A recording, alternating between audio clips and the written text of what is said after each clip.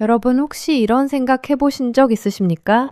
분명히 몸에 좋다는 것만 골라서 열심히 챙겨 드시는데 왜 몸은 기대만큼 좋아지지 않는지 말입니다. 운동을 더 해야 하나, 영양제를 더 늘려야 하나, 이런 고민 해보셨을 텐데요. 그런데 여러분, 어쩌면 그 답이 아주 가까운 곳, 냉동실 안에 있을지도 모릅니다. 매일 챙겨 드시는 블루베리. 이걸 함께 드시는 음식이 잘못되면 그 좋은 효과가 절반 이하로 뚝 떨어질 수 있다는 사실을 알고 계셨습니까? 그런데 더 무서운 건요. 이렇게 잘못된 조합으로 몇 년을 드셔도 겉으로는 전혀 티가 나지 않는다는 겁니다. 그래서 원인도 모른 채 계속 같은 방식을 반복하게 되는 거죠. 여러분, 오늘은 그 답을 확실하게 짚어드리겠습니다. 끝까지 보셔야 여러분이 지금까지 놓치고 계셨던 부분을 정확히 알 수 있습니다. 오늘은 냉동 블루베리와 함께 드시면 오히려 그 효과가 뚝 떨어질 수 있는 음식들에 대해서 왜 그런지 원리부터 차근차근 짚어드리겠습니다. 먼저 블루베리가 왜 좋다고 하는지 짧게 말씀드리겠습니다. 블루베리에는 안토시아닌이라는 성분이 들어있는데요. 이게 블루베리를 짙은 보랏빛으로 만들어주는 색소 성분입니다. 이 안토시아닌이 우리 몸속에서 여기저기 쌓인 노폐물을 정리해주는 역할을 한다고 알려져 있어서 혈관 건강과 눈 건강에 도움이 된다고 여러 연구에서 보고되고 있습니다. 여러분, 이걸 정수기 필터라고 한번 생각해 보십시오. 필터가 아무리 좋아도 물이 필터를 제대로 통과하지 못하면 깨끗한 물을 마실 수가 없습니다. 안토시아닌도 마찬가지입니다. 성분이 아무리 좋아도 우리 몸이 그걸 제대로 흡수하지 못하면 그냥 스쳐 지나가 버리는 거죠. 오늘 말씀드릴 음식들이 바로 이 필터를 막아버리는 역할을 한다고 보시면 이해가 빠르실 겁니다. 그리고 여러분, 이렇게 흡수가 안 된 영양분은 그냥 몸을 스쳐서 밖으로 빠져나가는 거지 몸에 나쁘게 쌓이는 건 아닙니다. 그러니까 당장 큰 병이 생기는 건 아니라는 말씀입니다. 하지만 생각해 보십시오. 몇 년 동안 매일 챙겨 드신 그 정성과 시간, 그리고 자녀분들이 사다 주신 비용까지 절반도 못 쓰고 그냥 흘려보내고 있었다면 이것만으로도 참 아쉬운 일이 아니겠습니까? 그리고 여러분, 나이가 들면 몸의 흡수력 자체가 예전과 다릅니다.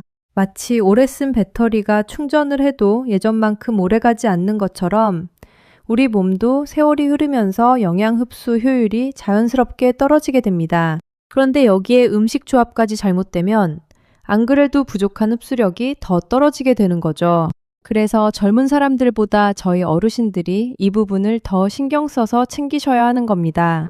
자, 그럼 첫 번째로 효과를 떨어뜨리는 음식, 우유와 유제품입니다. 여러분, 블루베리 요거트, 블루베리 우유, 이런 조합 참 많이들 드시죠? 맛도 좋고 만들기도 간단하니까요. 그런데 우유나 요거트에 들어있는 칼슘과 단백질이 블루베리의 안토시아닌과 결합을 해버립니다. 이렇게 결합이 되어버리면 우리 몸이 안토시아닌을 흡수하기가 훨씬 어려워지는데요. 마치 좋은 손님이 문 앞까지 왔는데 다른 사람이 팔을 딱 붙잡고 못 들어오게 막는 것과 비슷한 상황입니다. 강원도 강릉에 사시는 한 어르신은 몇 년째 아침마다 블루베리 요거트를 정성껏 만들어 드셨다고 합니다. 몸에 좋다는 얘기를 듣고 하루도 거르지 않으셨는데요. 그런데 어느 날 건강검진에서 예상보다 혈관 상태가 좋지 않다는 얘기를 들으시고 의아해 하셨다고 합니다. 전문가와 이야기를 나누시면서 유제품과 블루베리를 함께 드시는 습관이 흡수를 떨어뜨릴 수 있다는 걸 알게 되셨고 그 이후로는 시간을 나눠서 따로 드시는 걸로 바꾸셨다고 합니다. 그러니까 여러분, 블루베리는 되도록 물이나 그냥 그대로 드시는 게 가장 좋습니다. 요거트가 꼭 드시고 싶으시다면 아침에는 요거트만 드시고 블루베리는 오후 간식으로 따로 드시는 걸 추천드립니다. 여러분, 이건 요거트뿐만 아니라 치즈나 우유가 들어간 시리얼도 마찬가지입니다. 유제품이라는 성분 자체가 핵심이기 때문에 형태가 바뀐다고 해서 문제가 없어지는 게 아니라는 점 꼭 기억해 두시기 바랍니다. 여러분, 혹시 이런 생각 해보셨습니까? 분명히 좋은 것만 골라서 챙겨 드시는데 왜 몸은 기대만큼 좋아지지 않는지 말입니다. 그럴 때 많은 분들이 영양제를 하나 더 늘리시거나 운동을 더 하려고 하십니다. 그런데 사실 그보다 먼저 확인하셔야 할 게 지금 드시고 계신 좋은 음식들끼리 서로 부딪히고 있는 건 아닌지 하는 부분입니다. 좋은 재료를 아무리 많이 넣어도 조합이 잘못되면 요리가 망가지는 것처럼 우리 몸도 마찬가지거든요. 자, 두 번째로 효과를 떨어뜨리는 음식입니다. 바로 시금치, 붉은 고기처럼 철분이 풍부한 음식입니다. 여러분, 철분이 부족하면 빈혈이 온다는 얘기 많이 들어보셨을 겁니다. 그래서 시금치나 소고기처럼 철분이 많은 음식을 열심히 챙겨 드시는 분들 많으신데요. 그런데 이런 철분 음식을 블루베리와 함께 드시면 오히려 철분 흡수가 방해를 받을 수 있습니다. 블루베리에 들어있는 폴리페놀이라는 성분이 마치 자석처럼 철분을 붙잡아 버리기 때문인데요. 그러면 우리 위장에서 철분을 제대로 흡수하지 못하고 그냥 몸 밖으로 빠져나가 버립니다. 열심히 철분을 챙겨 드셨는데 정작 몸에는 절반도 못 들어간다면 얼마나 속상한 일이겠습니까? 마치 저수지에 물을 채워넣고 있는데 반대편 수문이 계속 열려 있어서 물이 그만큼 빠져나가는 상황과 비슷한 겁니다. 여러분, 이건 비단 블루베리만의 문제는 아닙니다. 녹차나 홍차처럼 폴리페놀이 많이 들어있는 음료도 마찬가지로 철분 흡수를 방해할 수 있습니다. 그러니까 식사 후에 꼭 차를 드시는 습관이 있으시다면 이 부분도 한번 다시 살펴보실 필요가 있습니다.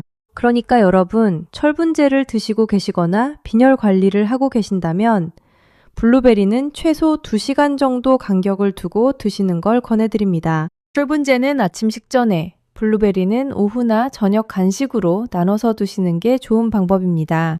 여러분, 특히 빈혈 진단을 받으신 지 얼마 안 되신 분들은 이 부분을 더 꼼꼼히 챙기셔야 합니다. 처음 진단받으셨을 때는 병원에서 알려주신 대로 열심히 드시는데 시간이 지나면서 조금씩 이런 세세한 부분을 놓치게 되거든요. 달력에 철분제 드시는 시간과 블루베리 드시는 시간을 따로 적어두시는 것도 좋은 방법입니다.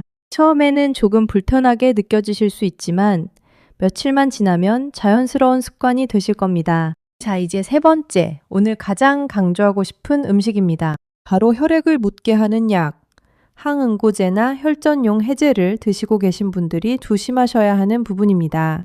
여러분 중에 와파린 같은 약을 드시고 계신 분들, 심장 스텐트 수술을 받으셨거나 부정맥으로 약을 드시는 분들 많으실 겁니다. 그런데 블루베리를 아주 많은 양으로 꾸준히 다량으로 드시게 되면 이 약의 효과에 영향을 줄 수 있다는 연구 결과들이 보고되고 있습니다. 이게 왜 그런지 말씀드리면요. 우리 혈액이 굳어지는 정도를 약으로 정밀하게 맞춰서 조절하고 있는데 블루베리에 들어있는 성분들이 여기에 슬쩍 끼어들어서 저울의 균형을 흔들어 버릴 수 있다는 겁니다. 저울이 살짝만 기울어져도 그 결과는 우리 몸에서 크게 다르게 나타날 수 있습니다. 그러니까 여러분, 혈액 관련된 약을 드시고 계신 분들은 블루베리를 아예 안 드셔야 하는 건 아닙니다. 다만 양을 갑자기 늘리거나 줄이지 마시고 항상 일정하게 드시는 게 중요합니다. 그리고 지금 드시고 계신 약이 있다면 반드시 담당 의사 선생님이나 약사님과 상담을 먼저 하셔야 한다는 점 꼭 기억해 두시기 바랍니다.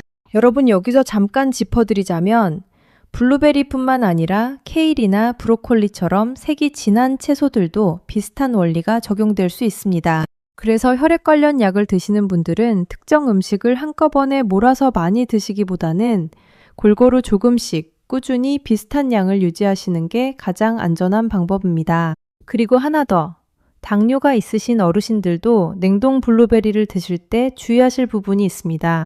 블루베리 자체는 당지수가 낮은 편에 속하는 과일이지만 시중에서 파는 냉동 블루베리 중에는 가공 과정에서 당분이 추가된 제품도 있습니다. 구입하실 때 성분표를 확인하셔서 설탕이나 시럽이 첨가되지 않은 순수한 블루베리인지 살펴보시는 게 중요합니다. 여기서 하나 더 말씀드리고 싶은 게 있는데요. 냉동 블루베리를 꽁꽁 언 상태로 그대로 드시는 습관도 조심하셔야 합니다. 나이가 들면 위장의 기능이 예전보다 약해지는데요. 이렇게 차가운 음식을 갑자기 많이 드시면 위장이 놀라서 소화가 잘 안 되거나 배가 아플 수 있습니다. 그래서 냉동 블루베리는 실온에 10분 정도 꺼내 두셔서 살짝 녹인 다음에 드시는 걸 추천드립니다. 이가 약하신 분들은 이렇게 녹여서 드시면 치아에 무리가 가는 것도 함께 줄일 수 있습니다. 자, 여기까지 말씀드린 3가지 정리해 드리겠습니다. 첫째, 우유나 요거트 같은 유제품과 함께 드시면 안토시아닌 흡수가 떨어질 수 있습니다. 둘째, 시금치나 붉은 고기처럼 철분이 풍부한 음식과 함께 드시면 철분 흡수가 방해받을 수 있습니다. 셋째, 혈전 용해제나 항응고제를 드시고 계신 분들은 블루베리 섭취량을 일정하게 유지하셔야 합니다. 여러분, 그렇다고 해서 블루베리를 아예 드시지 말라는 말씀은 절대 아닙니다. 블루베리는 정말 좋은 과일입니다. 다만 언제, 어떻게, 무엇과 함께 드시느냐가 중요하다는 거죠. 마치 좋은 약도 복용법을 지켜야 효과가 있는 것처럼 좋은 음식도 제대로 드셔야 그 효과를 온전히 누릴 수 있는 겁니다. 그럼 블루베리는 어떻게 드시는 게 가장 좋을까요? 가장 좋은 방법은 다른 음식과 섞지 않고 그냥 그대로 간식으로 소량씩 드시는 겁니다. 하루에 작은 손으로 한 줌 정도, 이 정도면 충분합니다. 식사와 약 복용 시간과는 최소한 한두 시간 정도 간격을 두시는 게 좋습니다. 여러분, 이렇게 하루를 한번 그려볼까요? 아침에 일어나셔서 물 한 잔을 드시고 식사와 함께 약을 챙겨 드십니다. 오전 중간쯤 출출하다 싶으실 때 냉동실에서 블루베리를 조금 꺼내서 실온에 10분 정도 두셨다가 그대로 드시는 겁니다. 요거트나 우유가 드시고 싶으시면 점심 식사 후에 따로 드시면 됩니다.